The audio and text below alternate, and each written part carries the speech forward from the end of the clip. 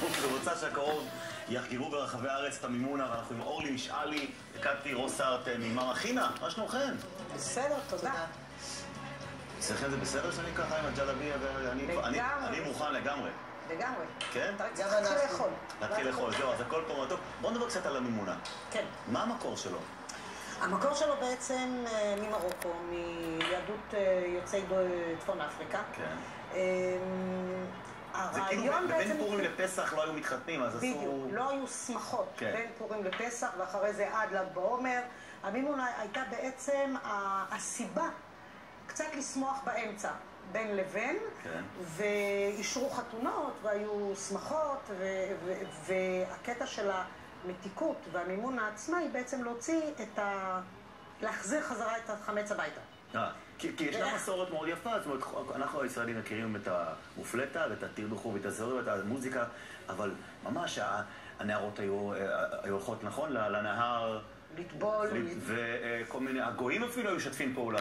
ברור, הגויים היו מאוד משתפים פעולה, כי בזכותם בעצם אפשר היה לעשות את המופלטות בצאת החם. היום יש סופרים והכל פתוח ואפשר ללכת ולקנות, פעם זה לא היה ככה. כן.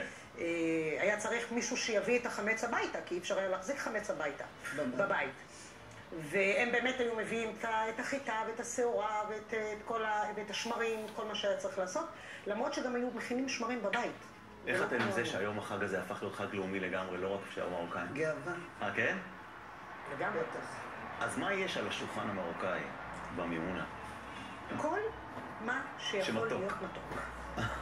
מאוד מתוק. אבל האמת שהיום, אישה, זאת אומרת, מרוקאית שמכבדת את עצמה, גם עושה שולחן שהוא לא מתוק. למה? כדי שגם יהיה אוכל. שיהיה אוכל. איך אפשר מרוקאית בלי אוכל? אין דבר כזה, נכון? זה לא הולך. יש לכם אז יש פיתות, ויש מטבוחות, ויש דגים, ויש קוסקוס. יש קוסקוס מתוק.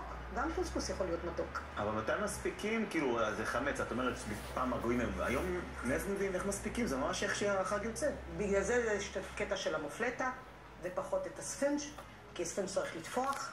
מופלטה לא צריכה לתפוח, ועושים אותה במקום. איך שמכינים אותה מיד, מגישים אותה, היא גם חמה וטעימה מן הסתם. עם דבש וחמאה. קטי, כמה צבעים יש לה? אני רואה את אדום, היא... מגוון צבעים. רואה המגוון, אבל זה עניין מיוחד, כל אחד מה הוא לובש וזה, או שזה לא משנה, העיקר שהולכים? לא, בעיקרון זה לא משנה, כל אחת מה שאוהבת, מה שהכי מחמיא לה, מה שהכי יפה לה, העיקר שזה יהיה צבעוני והרבה נצנץ, הרבה זהב. כל מי ששואל את עצמו מה ההבדל בין החינה למימונה, החינה זה לפני החתונה, נכון? נכון. אבל גם לובשים את אותו... כן. אז מה ההבדל בעצם, מה יש בחג כשאין בחינה? זה לא שיש בחג שאין בחינה. בחינה אתה בעצם בא לסמל את יציאת הכלה מבית אביה לרשות בעלה, וזאת בעצם החגיגה שלפני החתונה.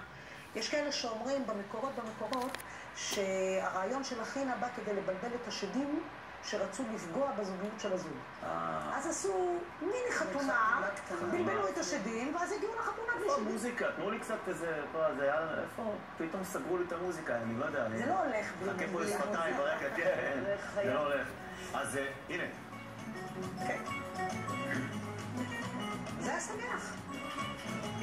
יש תנועות מסורתיות של ריקוד כזה? יש... כן. לא, שאלתי. תראה, אם אני מדגימה, יסגרו לך את התוכנית. זהו, אז אנחנו לא מבקש. לא כדאי לך. בדיוק. את אומרת, אני בשיא, שאי אפשר לשבור את השיא עכשיו של התוכנית. לגמרי.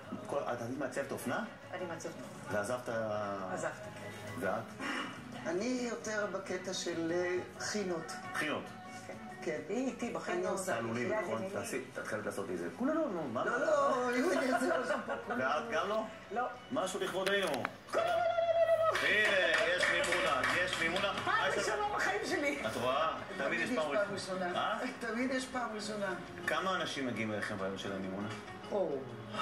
אי אפשר לספור. כן? 100, 150, שנה שעברה, עם כל הגשם והמבול שהיה והברד שירד. זה אחרי ה-20 סרטים שעשיתם בליל הסדר. הייתי בטוחה שלא יהיו והיה מפוצץ. מה יש לנו על השולחן כאן? מה ככה ממעלה? ככה, יש פה הרבה עוגיות בוטנים והרבה עוגיות שקדים וריבות, מעשי יד, הכל פה מעשי יד. הרבה ריבות יש לך. ריבות של גזר ושל צימוקים ושזיפים ותפוזים, הרבה פירות יבשים. מה עוד? יש עוגיות ביצים. עכשיו, כל הדברים האלה, זה זבן. מה זה?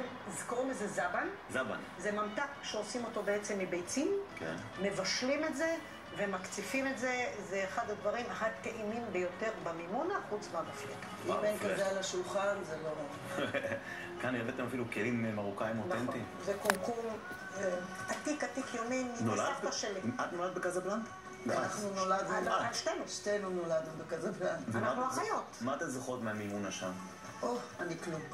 אני קצת יותר זוכרת, אומנם הגעתי בת 6-7, אבל אני זוכרת את הצבעוניות, את ההילולה שמסביב, את כל הדודות שמגיעות עם כל התלבושות, וכל אחת מגיעה, גם מביאה עוד איתה, את הבית הפתוח, הבית לא נסגר. תרווחו ותסעדו, נכון? זה החורזים הראשונים שמברכים את הברכה הזאת. תרווחו ותסעדו. תודה רבה. זה רווחה וברכה. רווחה וברכה, ועכשיו הרב חיים הורוביץ, שהוא לצערנו אשכנזי, רב שכונת צהלה ויסגר בצפון תל אביב, שהגיע לדבר איתנו על החג השני של פסח, וגם על חול המועד, וגם פרשת השבוע אחרי מות, קוראים לפרשה הזאת, הרב הורוביץ.